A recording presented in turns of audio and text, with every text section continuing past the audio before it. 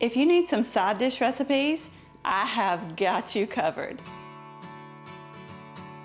And these are all ones that we enjoy the most this time of year. Hey y'all, I'm Valerie and welcome to my kitchen. I'm so glad you're here.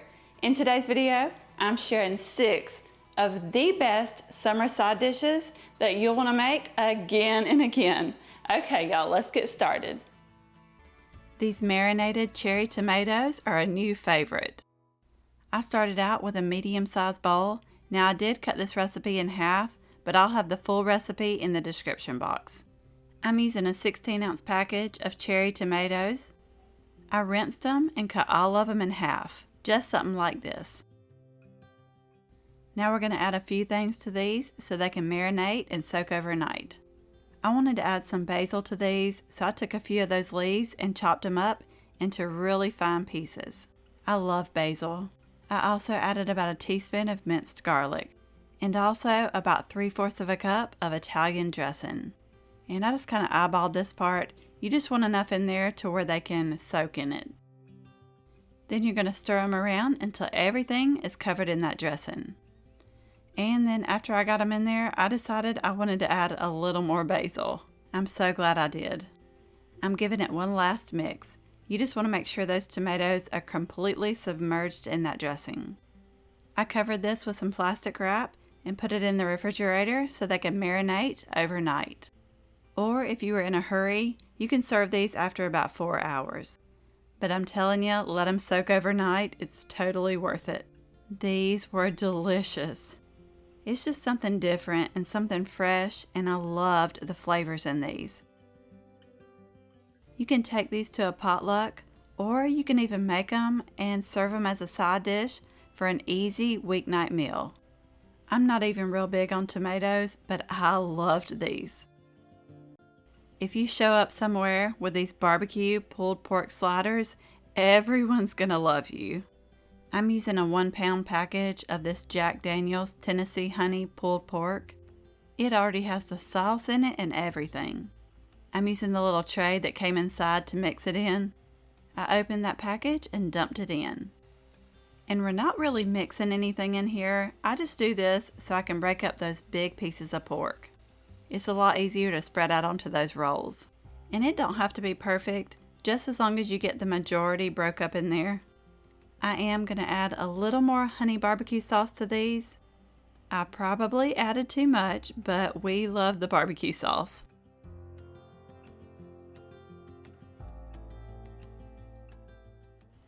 I grabbed a 9x13 baking dish to make these in. I probably should have lined the bottom with something, but I didn't. I just sprayed it with nonstick spray. I'm using a 12-count package of the King's Hawaiian sweet rolls. I cut them in half horizontally. I got the bottom half of those rolls in the baking dish, and I set that top half to the side.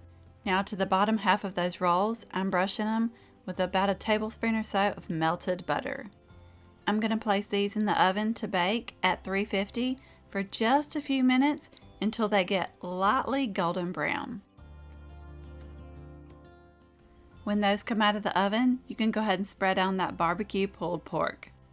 Oh, and you can also do like barbecue chicken on here. I'm sure that would be really good too. And when you spread it out, make sure you get it all the way to the edges. The recipe called for 6 slices of white cheddar cheese, but I did about 3/4 of a cup of white sharp cheddar cheese. Or just use whatever cheese you think would be good on these. Alright y'all, it's about to get really good here. I'm sprinkling over a 1/2 pound of cooked chopped bacon. Oh, and Lacey loves bacon, so I had to save a tiny bit for her. Now I'm just putting the top half of those rolls back on. I like to press it down, make sure it's on there real good. Now we're going to make a little butter glaze to brush over the top. I have 3 tablespoons of melted butter here. To that, I'm adding 2 tablespoons of brown sugar and a teaspoon of minced garlic. You're just going to spoon it on and brush it out to completely cover all the top of those rolls. Now these go into the oven to bake at 350 for about 15 minutes. Or until that cheese is completely melted and that top starts to get golden brown.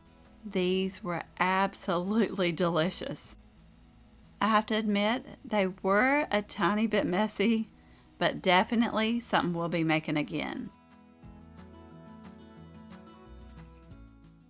Hey, and they only took about 10 minutes to put together. I would even be happy with having these for dinner. They were so good.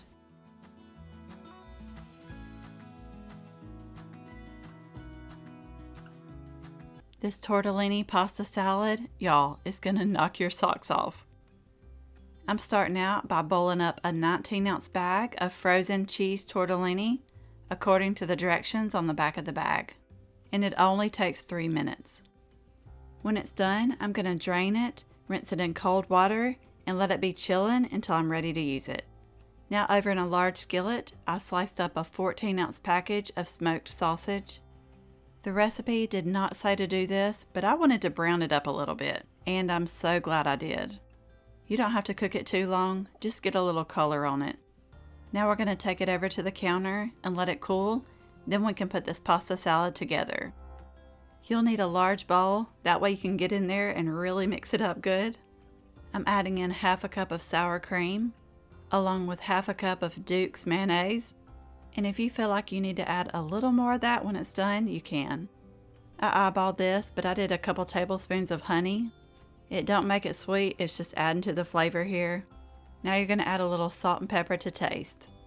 And you can always go back at the end and add a little more if you need to.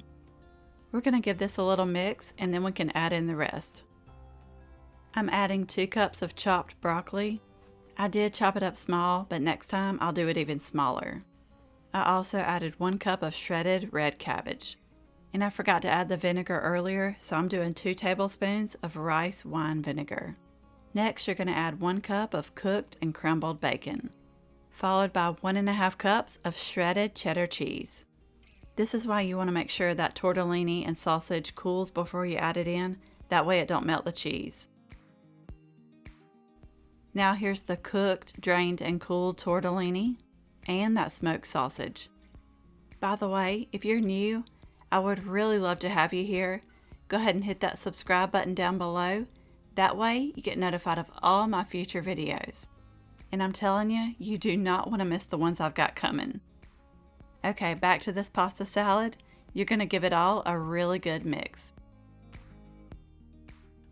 Now you can chill this until right before you're ready to serve it, but we couldn't wait that long. We went ahead and dug in. This was absolutely delicious. I love pasta salad, but that smoked sausage and that tortellini just took this to a whole new level. You can make this for a cookout, a potluck, or you can even have it for lunch. In fact, my husband took the leftovers to work with him to have for lunch the next day. Oh, and I do want to mention, you could always trade out that smoked sausage for diced ham, grilled chicken, or even pepperoni. We loved this one. I've been making these cowboy beans for a while now, and they are for sure one of our favorites.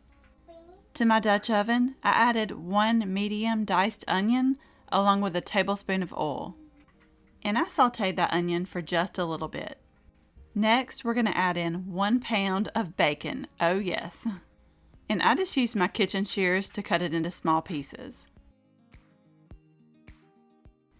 Now I'm adding in a pound of ground beef and 1 tablespoon of minced garlic. You're going to break that up and cook it until that ground beef is no longer pink. By the way, I should have waited until right before the ground beef was done to add that garlic in, but I was in a hurry on this day, so it is what it is. I drained most of that grease out, and then I added in 1/4 cup of brown sugar, followed by 2 15-ounce cans of pork and beans. And I did not want to dirty up another spoon, so I was determined to beat these things out of the cans. Now you're going to add in just a regular can of pinto beans, and I did not drain those. Now add in 18 ounces of your favorite barbecue sauce. This was a 40-ounce bottle, so I added about half. A little extra ain't gonna hurt anything. Then you're gonna add in 1 tablespoon of Worcestershire sauce and half a tablespoon of liquid smoke. Now you want to be very careful with that because a little bit goes a long ways. I also added a teaspoon of garlic powder. Now you're going to mix all that together until it's well combined. Then I put the lid on. Now this goes into the oven to bake at 350 for about 45 minutes. And let me tell you, that pot is a chunk of lead. When they're done, you want to be extra careful with that pot, especially if you use a Dutch oven like I did. That lid is hot, so make sure you keep your oven mitts on. You see I grabbed that handle there for a second, but I realized it very quickly. Give it one last really good stir, and then these cowboy beans are ready to serve. They were absolutely delicious. You are gonna love them. If you love deviled eggs, I'm pretty sure you're gonna love this deviled egg pasta salad. We're gonna start out by making the dressing. You'll need 6 boiled eggs, but for now, in this medium-sized bowl, we're only adding in the 6 egg yolks. And you're just gonna use a fork to mash them up into really fine crumbles. The recipe said to push them through a fine mesh strainer, but I didn't have time for all that. And for the seasonings, I did half a teaspoon of salt, about 1/4 of a teaspoon of smoked paprika, and 1/4 teaspoon of garlic powder. Now I'm adding in 2 tablespoons of finely chopped red onion. Also 2 tablespoons of chopped green onions. I had to make sure I got them all there. Next, I'm adding about 1.5 tablespoons of Dijon mustard. If you don't have Dijon, you can also just use the regular yellow mustard. And 3/4 cup of mayonnaise. And the recipe called for a teaspoon of vinegar, but I thought pickle juice would be really good in here, so I just used that instead. Then I mixed it until it was well combined.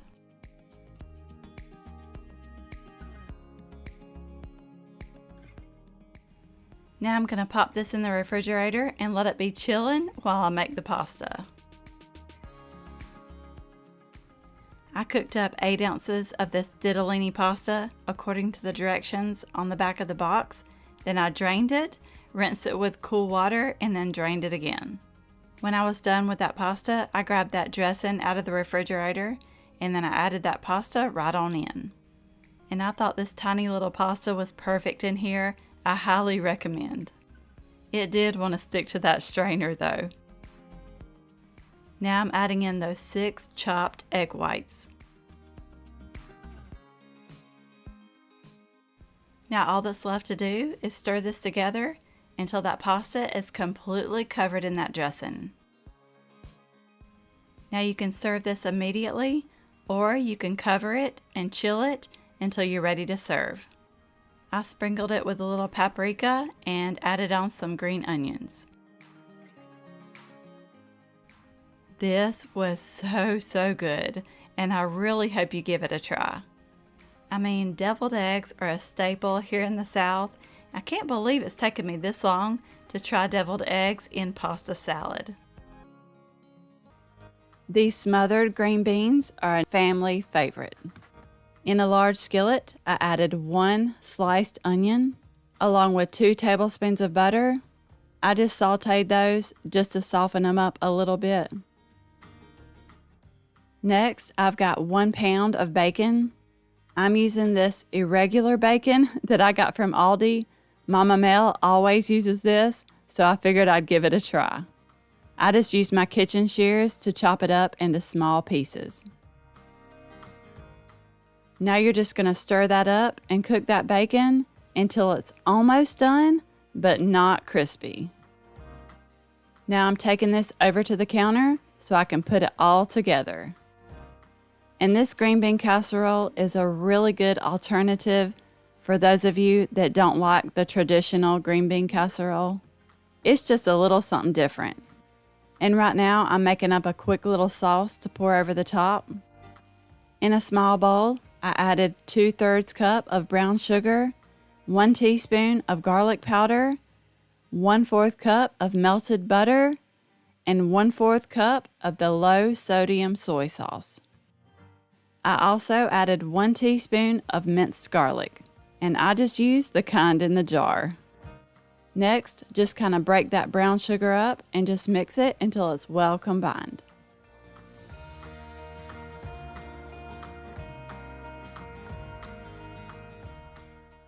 I'm using a 9x13 baking dish for this. You'll need 5 cups of canned green beans. I'm using these whole green beans. You're just going to drain them and add them right on into the dish. And you'll see me kind of picking through the green beans here. Sometimes they have little stems in there, so you just want to make sure you get those out.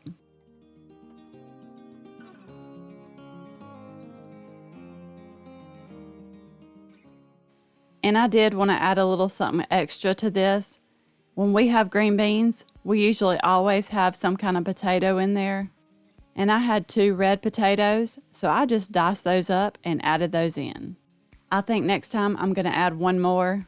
I just wasn't sure if they would all fit in this casserole dish. So next time I make it, I might take away 1 can of green beans and add a few extra potatoes. Now I'm just taking the bacon and onions and spreading that on top. I could have done this in a large mixing bowl, but I didn't think that far ahead. So after I got everything in here, I kind of tossed them around to try to mix it all together. Now we're going to top everything with that brown sugar melted butter sauce we made up just a little bit ago.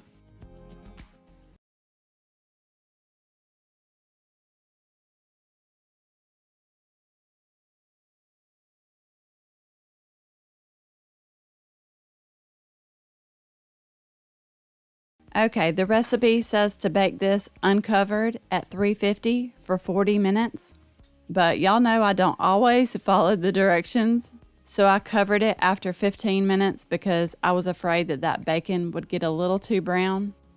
And I ended up letting this bake for 1 hour.